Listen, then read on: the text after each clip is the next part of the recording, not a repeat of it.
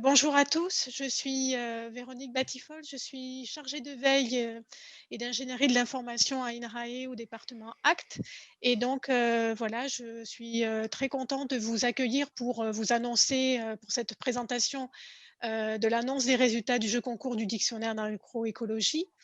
Mais avant de commencer, je voudrais tout d'abord remercier, les organisateurs de l'agro-webinaire, d'aujourd'hui de nous avoir, accueillis pour vous annoncer ces résultats. Et donc je remercie Agrinium et Lacta. Mais avant de vous présenter le jeu concours, eh bien, je vais vous parler rapidement du dictionnaire d'agroécologie. D'abord, je suis à l'initiative de ce projet que j'ai créé en 2016 et donc je l'ai créé sous la forme d'une ressource en ligne avec pour objectif d'aider à comprendre les termes et les concepts de l'agroécologie en vue d'en construire un langage partagé. Mais je ne vous en dirai pas plus, vous allez pouvoir le découvrir au travers d'une courte vidéo. L'agroécologie, qu'est-ce que c'est? Agriculture urbaine, permaculture, culture associée, semi-direct sous couvert végétal, tous ces termes se rapportent à l'agroécologie. Que nous soyons professionnels de l'agriculture, scientifiques, étudiants, enseignants ou citoyens, les utilisons-nous et les comprenons-nous de la même façon? Découvrez le dictionnaire d'agroécologie. Disponible en libre accès sur Internet, cette ressource propose des définitions synthétiques des termes et concepts de l'agroécologie. Mais qui les écrit et peut-on vraiment s'y fier? Chaque définition est co-construite par des scientifiques, des étudiants et des enseignants. Une première version est proposée par l'un d'entre eux. Elle est ensuite mise en débat. Venant de disciplines différentes, ils vont pouvoir échanger leurs points de vue et proposer d'autres formulations jusqu'à ce que le groupe valide ensemble une version de la définition. C'est cette version qui est ensuite mise en ligne. Elle pourra encore évoluer en fonction des commentaires que peuvent laisser les internautes sur le site. Des vidéos pédagogiques illustrent et complètent les écrits grâce à des séquences tournées sur le terrain et des témoignages d'acteurs qui rendent compte de leurs pratiques. Enfin, pour compléter ces définitions et ces vidéos, des références bibliographiques sont proposées par les auteurs pour ceux qui souhaitent aller plus loin. Le contenu du dictionnaire d'agroécologie est destiné et accessible à tous. Professionnels du secteur agricole, venez approfondir vos visions et utilisez-le comme outil de discussion dans vos réseaux. Enseignants, mobilisez-le comme support de cours et d'échange avec vos étudiants. Nous tous, profitons de cette ressource pour découvrir ce qu'est l'agroécologie. En diffusant les connaissances associées à l'agroécologie, ce dictionnaire est un véritable outil d'appui à la transition agroécologique. Il aide à mieux comprendre les processus de changement en cours et à construire progressivement un langage partagé. Et rappelez-vous, c'est un outil participatif. Vous aussi venez l'enrichir et devenez ainsi des acteurs de l'agroécologie.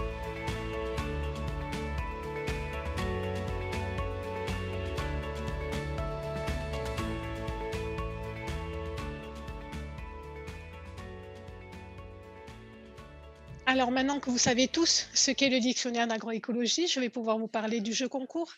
Donc ce jeu concours, eh bien, c'est une initiative que nous avons eue avec Lucie, donc, vous avez découvert, qui m'a bien dépannée pour mettre en place ce diaporama. Donc Lucie, elle est chargée de valorisation et de communication du PSDR4 Occitanie. Et donc, nous avons eu cette idée en 2018 pour créer un peu plus d'émulation autour du dictionnaire d'agroécologie, de façon à pouvoir donner une opportunité à des écoles de supérieurs, des écoles agronomiques du supérieur, de contribuer au dictionnaire. Et donc, ça nous permettait de leur faire découvrir la ressource et aussi de déployer une action que j'ai déjà mis en place depuis 2016 dans le contexte toulousain, avec la participation de 2 écoles, donc l'ENSAT et Purpan, qui contribuent avec leurs étudiants chaque année au dictionnaire d'agroécologie et donc qui intègrent ce travail pour le dictionnaire dans leur programme pédagogique. Donc le principe du jeu concours que nous avions imaginé avec Lucie, eh bien, il était assez simple. À partir d'un terme encore non défini dans le dictionnaire, eh bien, faire concourir des étudiants pour en proposer une meilleure définition, enfin en tout cas pour proposer une bonne définition qui puisse être intégrée au dictionnaire. Donc pour ça, eh bien, nous avons pu donc bénéficier de la mise en place d'un partenariat que nous avons initié avec Agrenium au travers de l'appui de Linda Yadjaden, qui est chargée de projet au sein de cette alliance, et aussi en mobilisant le groupe agroécologie, qui est constitué d'enseignants des écoles du supérieur et aussi des chercheurs d'INRAE et du CIRAD, avec pour nous vraiment une volonté d'intégrer le jeu concours dans les parcours de formation pour que ça soit vraiment intégré dans la formation des étudiants. Et donc, nous avons donc choisi de les destiner à des étudiants des écoles des réseaux d'Agrénium et de France Agro 3.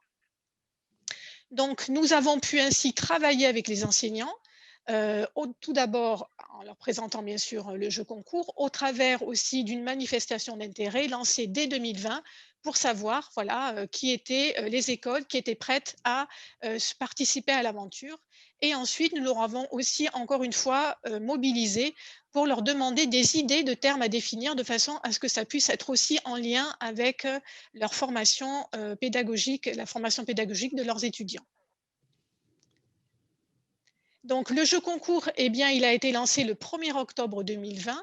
Et donc, nous avons proposé aux écoles donc, 7 termes à définir, très en lien avec les préoccupations sociétales actuelles. Donc, les termes sont résilience, sobriété, agriculture à énergie positive, prophylaxie, conservation de la biodiversité, design agroécologique et traitement alternatif des maladies en élevage.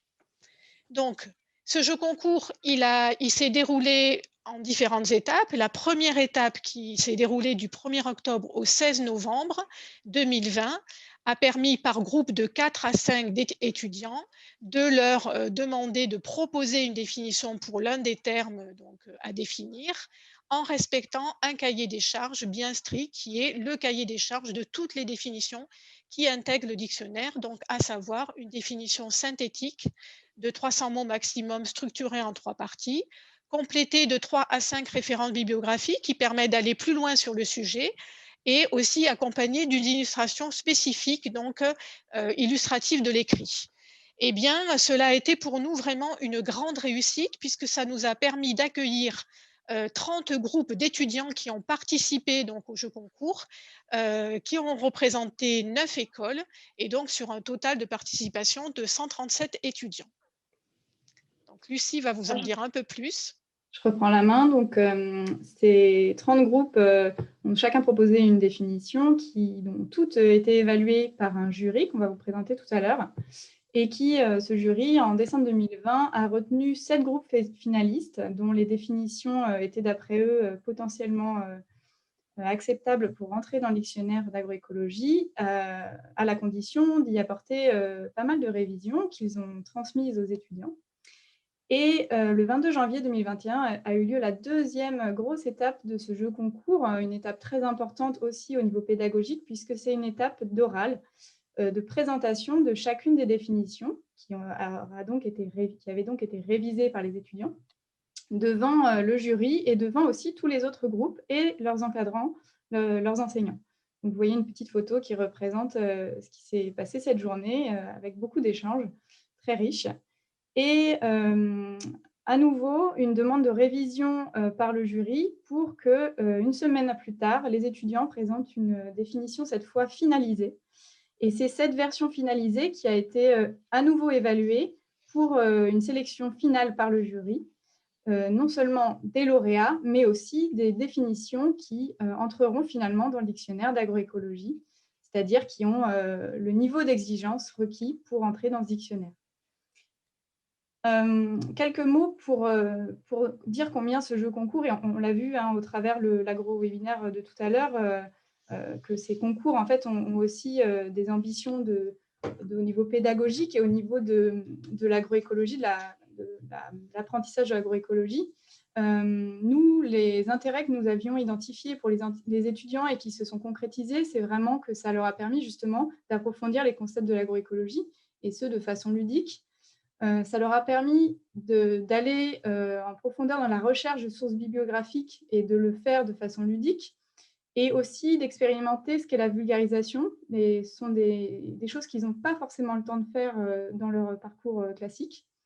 S'exercer à débattre, ça on l'a fait lors de la séance d'oral, puisque vraiment il y a eu des échanges avec des pairs scientifiques et c'est aussi important quand on est étudiant d'avoir cette place pour le débat. Et enfin, de découvrir le dictionnaire d'agroécologie et de pouvoir le remobiliser par la suite. Pour les enseignants, nous avions aussi identifié que cet outil, donc ce jeu concours, pouvait leur faciliter une forme d'enseignement de l'agroécologie, là aussi, on le répète, de façon ludique. Et je précise, dans un contexte de contexte sanitaire que nous connaissons, de pouvoir le faire de façon distancielle. De développer l'esprit critique de leurs étudiants et de permettre aussi à ces enseignants d'évaluer les connaissances des étudiants, s'ils le souhaitaient, dans le format de ce jeu concours. Nous avons un témoignage tout à l'heure de quelqu'un qui a mis une évaluation en place en parallèle. Et enfin, nous précisons aussi que c'est aussi l'occasion pour eux d'échanger eux aussi avec d'autres enseignants et de voir d'autres parcours de formation et de pouvoir faire quelque chose avec eux.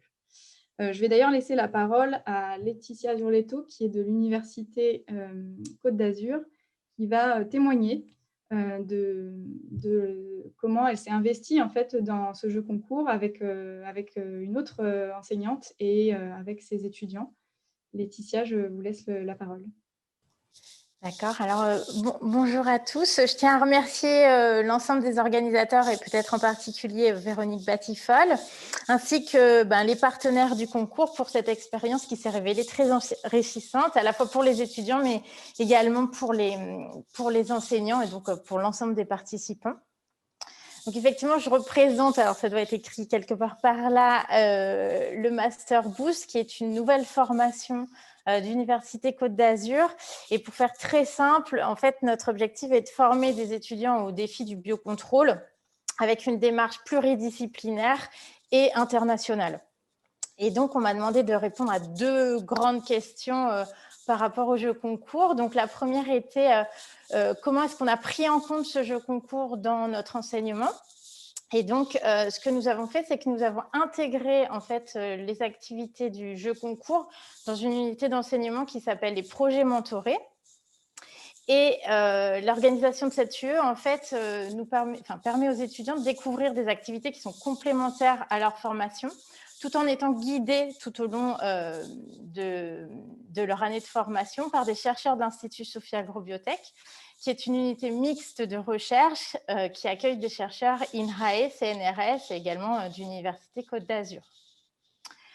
Donc, à mon sens, ce jeu concours, c'était vraiment une opportunité unique pour à la fois associer des étudiants à des encadrants au sein d'une même équipe et pourquoi pas pour gagner un concours, donc vraiment repositionner le rôle de chacun au sein d'une équipe. Et puis également pour les faire pratiquer la gestion de projet, donc avec l'éventuelle publication à la clé. Donc, on a toujours un groupe qui est en lice pour publication aujourd'hui. Et comme nous le savons, la gestion de projet, ça nécessite de respecter des contraintes, celles que nous a présentées Véronique jusqu'à présent, comme par exemple un nombre de mots limité ou encore des dates de rendu fixes.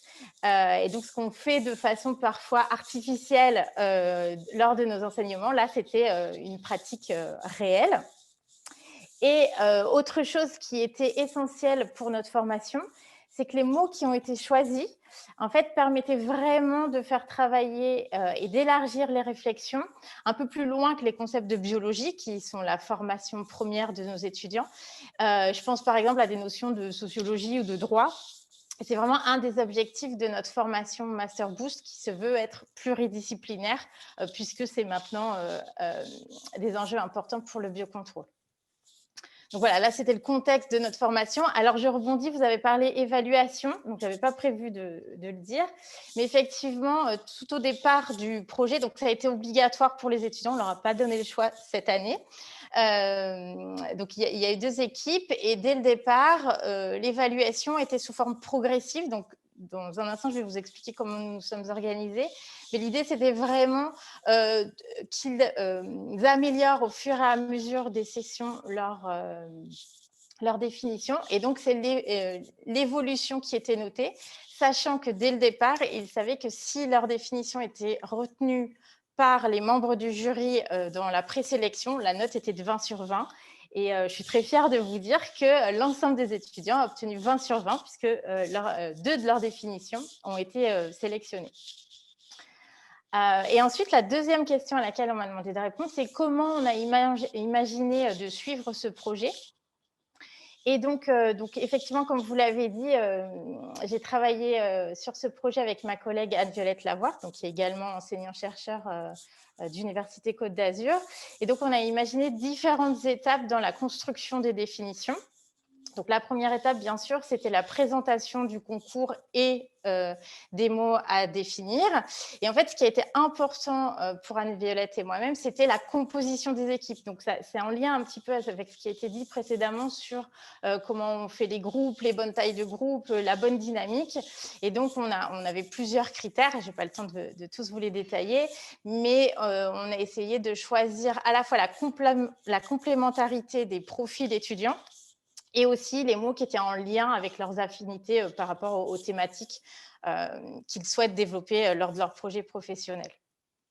Donc voilà, donc ça c'était toute une étape de préparation. Ensuite, les étudiants ont travaillé en autonomie.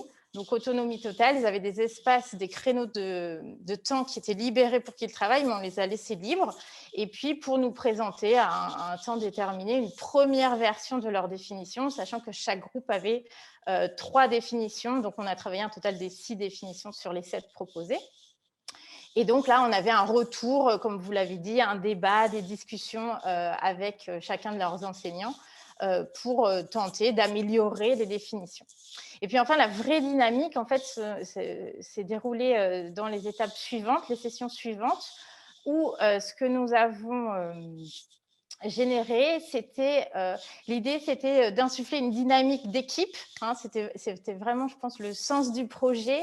C'était plus seulement travailler de façon individuelle ou même en groupe pour des choses assez classiques en cours. C'était l'équipe, le master, la formation. Et donc, à la fois au sein de leur formation, donc pour générer de la discussion et de la connaissance avec les étudiants de première année de master, ou bien même au sein de l'Institut Sophia Agrobiotech, on a organisé plusieurs sessions de présentation orale avec donc des supports de type PowerPoint en guise d'animation scientifique de l'Institut. Alors, au départ, ça a été en présentiel, puis en distanciel. Et l'idée, une des animations que nous avons réalisées, c'était de demander à l'audience, avant même que les étudiants leur présentent leur travail, d'identifier 3 mots-clés qui pour eux étaient associés avec le mot à définir, de les écrire sur des post-it. Ces post-it étaient positionnés sur une table. La présentation était faite pour les étudiants. Et ensuite, pour générer de la discussion, on allait trier les post-it. Est-ce qu'il y avait des mots qui revenaient tout le temps, qui étaient absents des présentations, ou bien, au contraire, des mots qui étaient, sur lesquels les étudiants avaient passé beaucoup de temps et qui étaient peu représentés parmi les post-it. Et voilà. Et comme ça a généré de la discussion. Ça a permis aussi d'identifier parfois des manques et du coup d'améliorer les définitions. Merci beaucoup, enfin, Laetitia. Laetitia, merci beaucoup. C'est trop bavarde. Voilà, on va être obligé d'avancer. On vous remercie. Très bien. En tout cas, je voulais vous remercier parce que je pense que ça a été vraiment très utile pour la dynamique de groupe. Et il y a eu plein d'autres initiatives générées par les étudiants. Et donc, merci encore. Merci à vous, Laetitia. Merci, Laetitia. En effet, on voit qu'il y a différentes façons de prendre en main ce jeu concours. Je sais que différents enseignants l'ont pris différemment et c'est un très bel exemple. Merci beaucoup. On passe donc au jury. J'espère que vous voyez bien mon écran. Le jury était constitué de 10 personnes. Véronique, Linda et moi, qui étions donc l'équipe qui organisait, avons été associés à 6 chercheurs d'INRAE. Donc, Laurence Lamotte, Michel Duru, Marie-Benoît Magrini, Amélie Gonçalves, Laurent Hazard, Nathalie Quix et David Savieto, qui sont de 2 UMR d'INRAE, l'UMR Genfis et l'UMR Agir. Et je vais laisser la main à Marie-Benoît Magrini qui va vous en dire quelques mots sur son rôle dans le jury. Marie-Benoît. Oui, merci Lucie et Véronique. Donc, c'était un jury pluridisciplinaire qui était à la fois expert, donc exigeant vis-à-vis des étudiants, mais aussi bienveillant.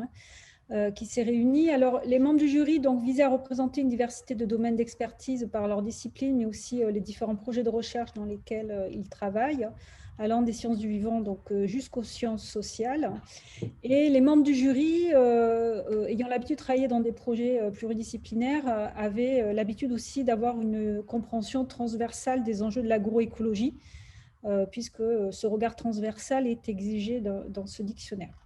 Mais aussi, les membres de ce jury avaient été eux-mêmes auteurs de définitions dans le dictionnaire. Donc, tous les membres du jury ont été confrontés à cet exercice difficile, qui est de parvenir à donner en 300 mots une explication à la fois concise, claire et structurée d'un terme, en révélant la diversité possible des approches que ce terme peut recouvrir, les sens habituels que les usagers peuvent avoir, et tout ceci en 300 mots. Donc, c'est loin d'être un exercice facile. Et d'autant plus que les termes qui sont proposés sont des termes de forte actualité, qui sont vraiment en prise avec des transformations profondes du monde agricole et des systèmes qui lui sont reliés. Donc, dans cet exercice, le jury il avait pour mission d'évaluer la qualité des définitions qui ont été proposées par les groupes d'étudiants. Nous avions une grille commune d'évaluation qui visait à évaluer le respect du cahier des charges éditoriales, la concision, la structure, la logique de la définition, mais aussi sa qualité syntaxique. Également, la cohérence qu'il y avait entre l'illustration proposée et le texte de la définition, tout comme les pertinences des références choisies. Et comme Véronique et Lucie l'ont expliqué, on a eu une étape d'oral avec les étudiants et donc le jury a aussi pris en balance la capacité des étudiants à défendre et à expliquer le pourquoi de leur définition et de la manière de la structurer. Donc, sur la base de ces grilles d'évaluation, les membres du jury ont eu des discussions. Effectivement, ça a ressuscité du débat dans nos propres communautés scientifiques. Et la discussion entre les membres du jury a permis d'aboutir à des conseils qui ont été transmis aux étudiants. Donc, il y a eu comme le calendrier qu'a rappelé Lucie, il y a eu plusieurs étapes. Donc, les membres du jury ont envoyé des conseils pour améliorer les définitions sur la base de 7 finalistes pour lesquels on avait jugé la définition très proche de la publication, des définitions qui avaient un bon potentiel pour être publiées.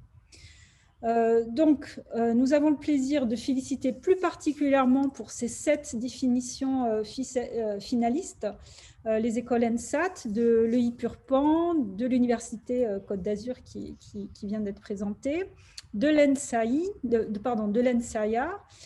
et également pour un des groupes qui était associé avec AgroParisTech. Donc, nous sommes contents d'avoir eu aussi une diversité d'écoles participant à son concours et pouvant se qualifier au rang de finaliste. C'est pour ça qu'on a le plaisir de remettre à chaque groupe finaliste une récompense qui reste très ancrée avec le monde agricole. On est dans le dictionnaire d'agroécologie. Et comme cela a été expliqué, ce projet a été aussi en partie financé par le programme PSDR4, dans lequel on avait des partenaires en Occitanie qui travaillaient avec nous. Et donc, nous avons choisi de vous remettre à chacun un panier garni de légumineuses et de céréales en agriculture biologique d'une coopérative qui est la coopérative Calisol, un partenaire de nos programmes de recherche avec PSDR4, situé donc dans le Tarn-et-Garonne, dans le sud-ouest de la France. Et donc, on espère qu'en cette période de cuisine maison renforcée, vous saurez faire bon usage, que les étudiants sauront faire bon usage de ces denrées qui sont à la fois fortifiantes pour le corps et pour l'esprit.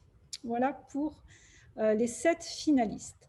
Alors, comme nous venons de l'évoquer, les ensembles des membres du jury, que je représente aujourd'hui, ont jugé le travail des étudiants vraiment de qualité. On félicite les étudiants, on sait que ce n'est pas un exercice facile et les étudiants ont vraiment fait un sacré travail à travers les définitions finalistes. Et parmi elles, on a positionné, il y a eu de longues discussions entre les membres du jury pour arriver à départager, ce n'était pas simple, mais 3 définitions ont été positionnées plus en avant parce qu'elles atteignent un statut que l'on juge de publication dans le dictionnaire d'agroécologie. Donc, je crois qu'il me revient l'honneur de commencer à annoncer certains de ces lauréats. Alors, l'honneur du finaliste, c'est Guy Richard qui aura l'honneur d'annoncer le finaliste, mais je crois qu'il me revient l'annonce des 2 premières places sur le podium. Donc, en 3e place, on commence les annonces. Oui, vas-y. Donc, en 3e place, c'est la définition traitement alternatif des maladies en élevage qui a recueilli l'unanimité du jury pour être en publication dans le dictionnaire d'agroécologie. Donc, on félicite les 4 étudiants qui ont travaillé cette définition, Colline, Charlin, Mathilde et Thomas, et accompagnés par leur enseignant Sylvain Plantureux et un groupe d'étudiants qui a très bien défendu sa définition lors de l'oral. En 2e position, nous avons l'honneur de féliciter l'école de Purpan, l'INP Purpan, pour la définition du design agroécologique, où là, c'est un groupe de 5 étudiants, et alors il y avait un garçon, donc étudiant, Léo, Mathilde, Cyrielle, Chloé et Claire, accompagnés par leur enseignant Simon Giuliano, qui ont là aussi fait une très bonne définition, qui aura elle aussi le mérite d'être publiée dans le dictionnaire d'agroécologie.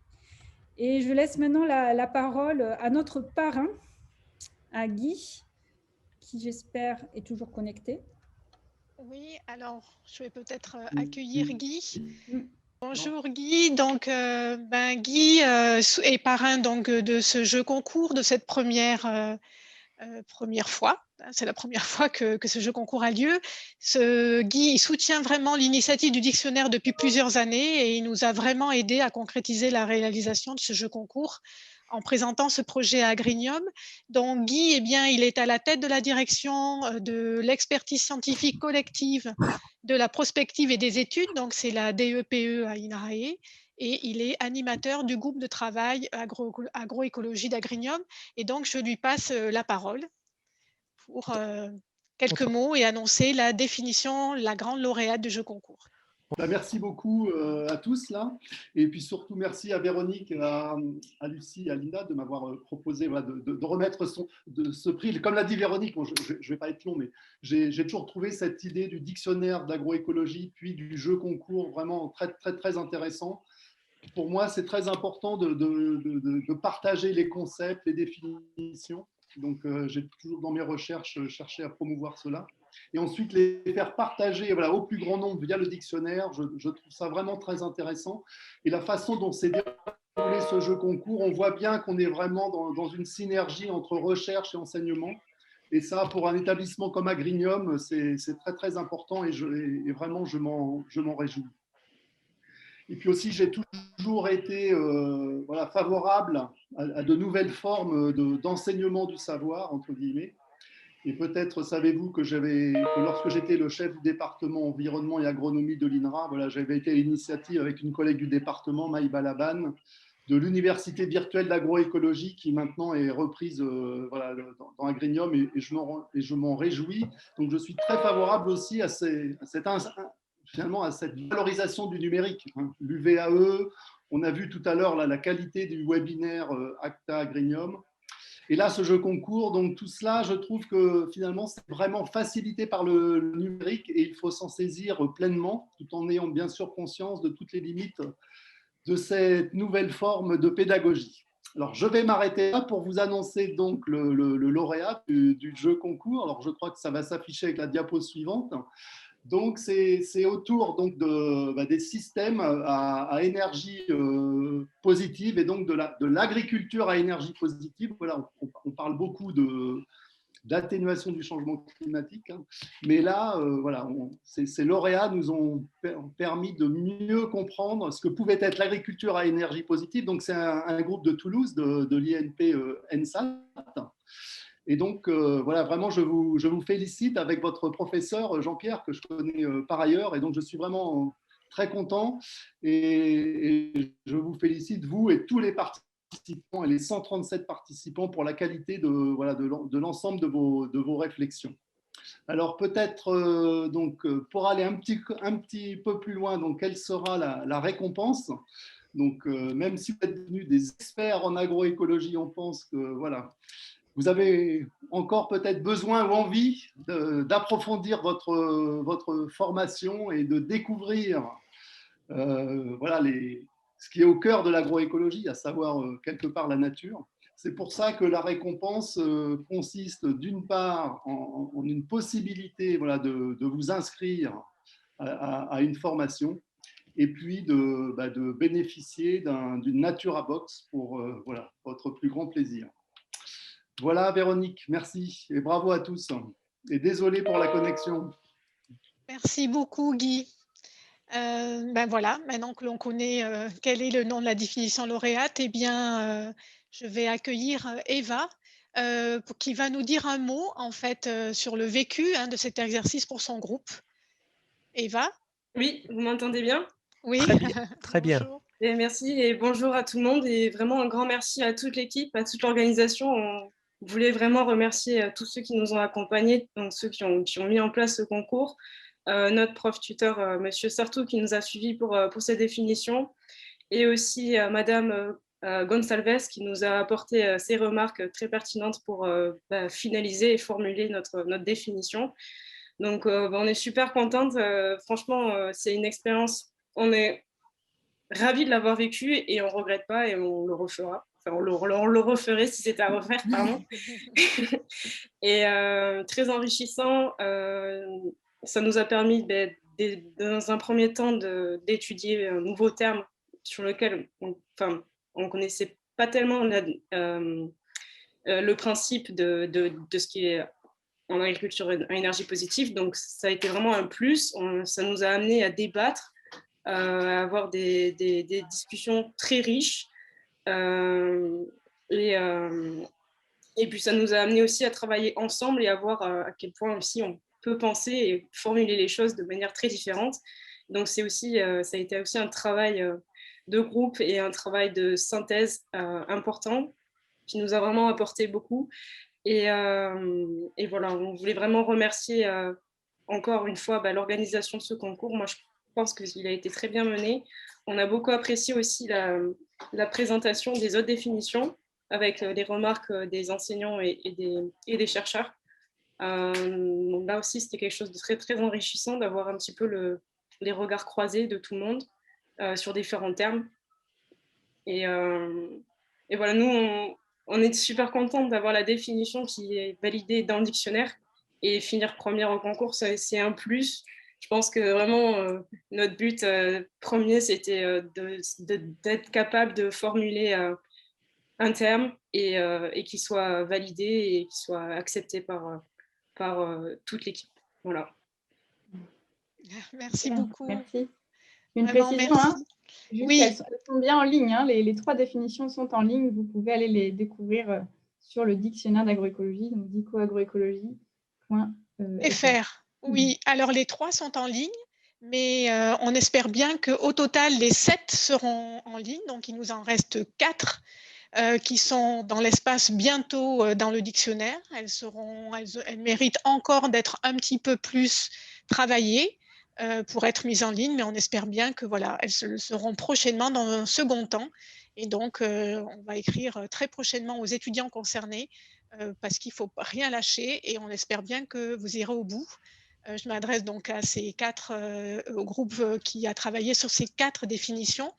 Les membres du jury sont tout à fait partants pour continuer à vous accompagner. Donc, voilà, on espère que vous allez bientôt arriver au bout de l'aventure.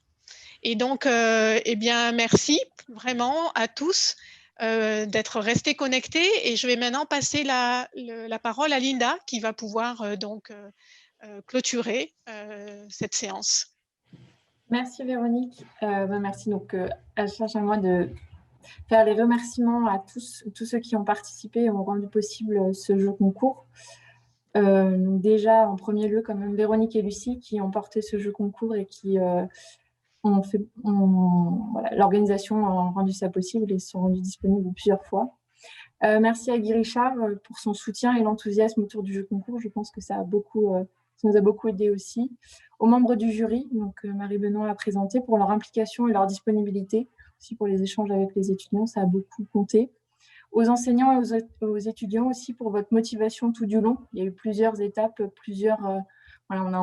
règles ont évolué et donc merci d'avoir toujours répondu présent.